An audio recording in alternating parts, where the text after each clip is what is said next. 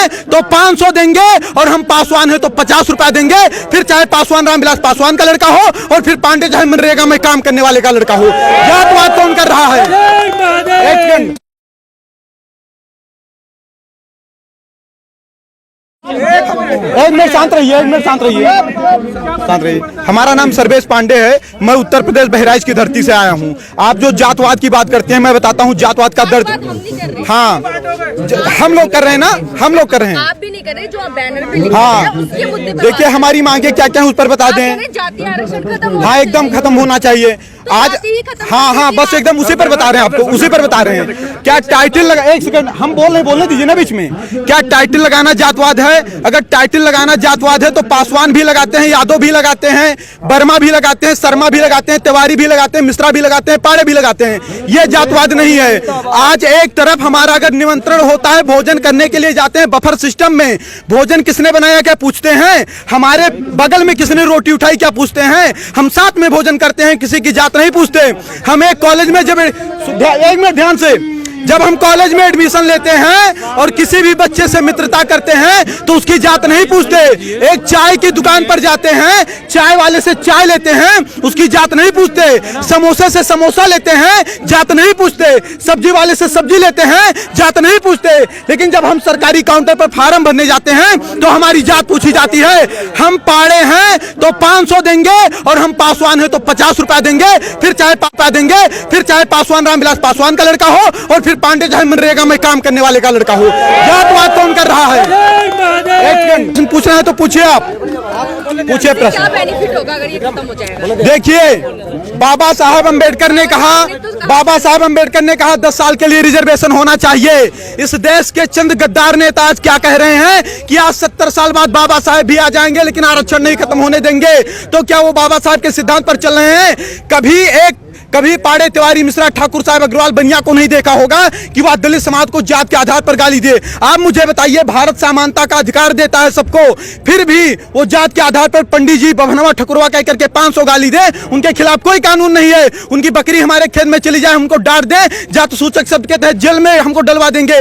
ये हमारे साथ अन्याय है या न्याय है? अन्याय हमारे साथ कौन कर रहा है? आज कानून बनाए जाते हैं कि किसी दलित लड़की का आप गलत दृष्टि से पीछा करते हैं, किसी दलित लड़की का आप गलत दृष्टि से पीछा करते हैं तो आपके ऊपर कम से कम 1 लाख रुपए जुर्माना लगेगा, आपके ऊपर हर्जन एक्ट भी लगेगा। लड़की सामने जा रही है, हमें क्या पता कि वो दलित है कि सवर्ण है। दूसरी बात, अगर कोई सवर्ण लड़की का गलत दृष्टि से पीछा करता तो उसके खिलाफ ऐसा कानून क्यों नहीं होना चाहिए? यह भेदभाव हो रहा है कि नहीं हो रहा है? आज मैं स्वयं 8वीं क्लास में पढ़ता था, मैं 1.5 साल का था, तभी हमारे पिताजी खत्म हो गए थे। 300 रुपया फीस जमा करना था, गुरुजी ने कहा बेटा नहीं जमा करोगे नाम काट देंगे। हमें फीस जमा करना था। हमारी माताजी कर्जा रुपया लेकर के आई, जबकि हमारे मित्र राजेश आर्य थे जो कि 80 से आते थे, उनके पिताजी 500 रुपया दिए, उनका 200 पड़ा, हमारा 300 पड़ा। गुरुजी से मैंने कहा कि गुरुजी कर्जा मैं लेकर के आया हूँ, ब्याज पर मुझे रुपया देना पड़ेगा, 300 मुझसे क्यों लिया गया? उन्होंने बताया कि आप जनरल वर्ग से हो। मुझे पता नहीं था कि जनरल वर्ग क्या होता है। अब सोचिए आप, जातवाद की बीज कहां से पैदा हुई? हम उस आर्य के साथ बैठते थे, भोजन करते थे, खाना खाते थे, साथ में पढ़ने जाते थे। हमने जातवाद नहीं किया, लेकिन हम पाड़े थे इसलिए 300 रुपया लिया गया, हम ब्याज पर लेकर आए थे, भुखमरी के कगार पर थे, ये हमसे नहीं पूछा गया। जात के आधार पर तो शोषण हमारा हो रहा है 70 साल। आप बताइए, एक छोटी सी बात बताइएगा, भारत का संविधान कहता है, वहां देख के बोलो ना, भारत का संविधान कहता है कि अगर किसी का बाप 302 करेगा तो उसकी सजा उसके बाप को मिलेगी, बेटे को नहीं मिलेगी। सही कह रहा हूं, गलत कह रहा हूं? अगर मैं किसी का मर्डर करता हूं तो उसकी सजा मेरे भाई को मिलेगी या मुझे मिलेगी? किसे मिलेगी? मुझे मिलेगी ना। तो सोचिए, 1947 के पहले जो शोषण हुआ, ना शोषण करने वाले जिंदा हैं और जिनका शोषण हुआ ना वो जिंदा हैं। फिर उसका बदला 1999, 92 और 95 में पैदा होने वाले बच्चे से क्यों लिया जा रहा है? आज अगर 70 साल से सारे नेताओं के भाषण सुन लीजिए, क्या कहते हैं कि यह सरकार दलितों की है, पिछड़ों की है, शोषितों की है, वंचितों की है। फिर भी 70 साल से दलित दलित है, शोषित शोषित है, वंचित वंचित है। तो इसका जिम्मेदार सरकार है कि सवर्ण है? इसका जिम्मेदार संविधान है कि सवर्ण है? सवर्ण के ऊपर कैसे आरोप लगाया जा सकता है? हम नरेगा में काम करें, हम मजदूरी करें, हम ठेला लगाएं, लेकिन पंडित जी हैं इसलिए मुझे अच्छे स्कूल में एडमिशन नहीं मिलेगा, 90% लाकर मुझे फेल कर दिया जाएगा।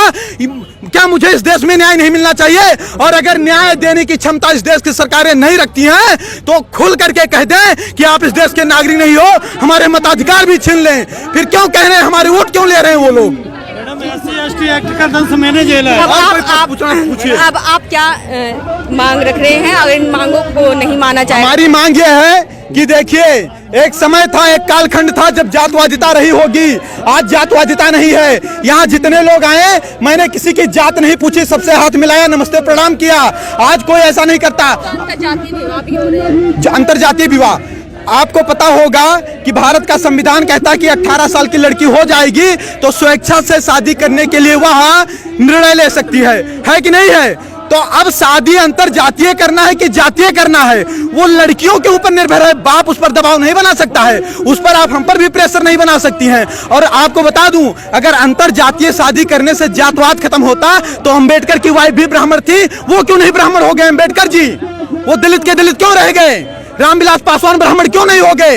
वो दलित के दलित क्यों हैं? ये चंद लोग मलाई काट रहे हैं। आज गांव का गरीब दलित गोबर और मिट्टी में पड़ा है और दलित का मुद्दा उठाने वाले लोग मर्सिडीज से चल रहे हैं। उसके बाद उनका शोषण वो करते हैं। 22.5% दलितों का रिजर्वेशन, क्या उसमें कोई सवर जा सकता है? नहीं जा सकता। उसका लाभ कौन ले रहा है? दलित ही तो ले रहा है। अगर कहीं पर आरक्षित सीट आती है तो वहां चुनाव कौन लड़ेगा? दलित ही तो लड़ेगा, सवर तो लड़ नहीं पाएगा। फिर उनका अधिकार कौन खा रहा है? 56,000 करोड़ अनुसूचित जात के लिए और 39,000 करोड़ अनुसूचित जनजात के लिए ये जात के आधार पर बजट है। अगर जात के आधार पर ये बजट आए तो उन्हीं के जात के लोग खाए कि हम लोग खा लिए? फिर आरोप हमारे ऊपर कैसे लगाया जा रहा है कि हम उनका शोषण कर रहे हैं?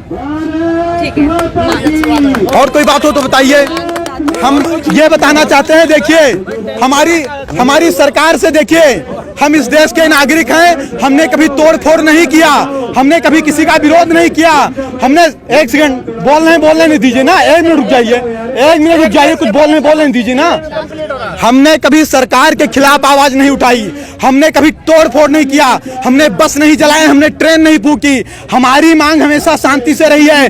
बाप दादा देश के लिए, धर्म के लिए लड़ते लड़ते मर गए, उनके बच्चे आज सिस्टम से लड़ करके मर रहे हैं। 2 लाख ब्राह्मणों के जनेऊ तोड़वा दिए गए, गर्दनें कटवा दी गई।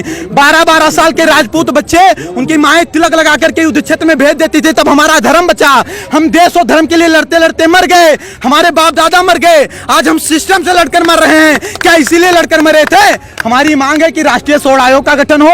सभी में गरीबी होती है, जात के आधार पर आरक्षण न होकर आर्थिक आधार पर दीजिए और SC/ST एक्ट में जांच की व्यवस्था हो। क्योंकि अगर हमें अधिकार नहीं है जात सूचक शब्द के तहत किसी दलित को गाली देने की, तो किसी दलित को भी अधिकार नहीं होना चाहिए कि जात सूचक शब्द के तहत हमें गाली दें। बार बार कहते हैं 5000 वर्ष से शोषण किए हो, तुम यूरेशिया से आए हो, यूरेशिया चले जाओ। क्या इनके बाप का देश है? अगर इनके बाप का देश है तो मंगल पांडे जब गोली चला रहे थे तब कहाँ चले गए थे लोग? कहाँ चले गए थे लोग? सपोर्ट कर दिया, आना नहीं पड़ता यहाँ। और कोई बात होगी तो बताइएगा, हम अपने मुद्दे पर तटस्थ हैं और अगर कहीं किसी को समस्या होगी तुरंत बताइए। तो आपने देखा यहाँ पर जो है आरक्षण जो है जातिगत आरक्षण नहीं होना चाहिए, यहाँ पे मांग की जा रही है। नई दिल्ली के जंतर मंतर पर तमाम लोग आकर के यही कह रहे हैं कि जातिगत आरक्षण नहीं होना चाहिए और SC/ST एक्ट जो लगाया गया है, जो बनाया गया है, इसमें सुधार होना चाहिए।